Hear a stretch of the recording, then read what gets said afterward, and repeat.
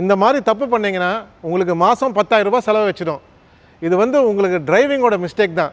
நீங்கள் ஸ்பீடாக வரப்போ நீங்கள் ரெகுலராக ஹார்டாக போய் பிரேக் அடிச்சிங்கன்னா என்ன ஆகும்னா டயர் ஒரு இடத்துல வேர் ஆகும். ஒரு இடத்துல வேறனா அதுக்கு பேர் ஸ்பாட் வேர். ஒரே இடத்துல டயர் வேர் அவுட் ஆகிடும்.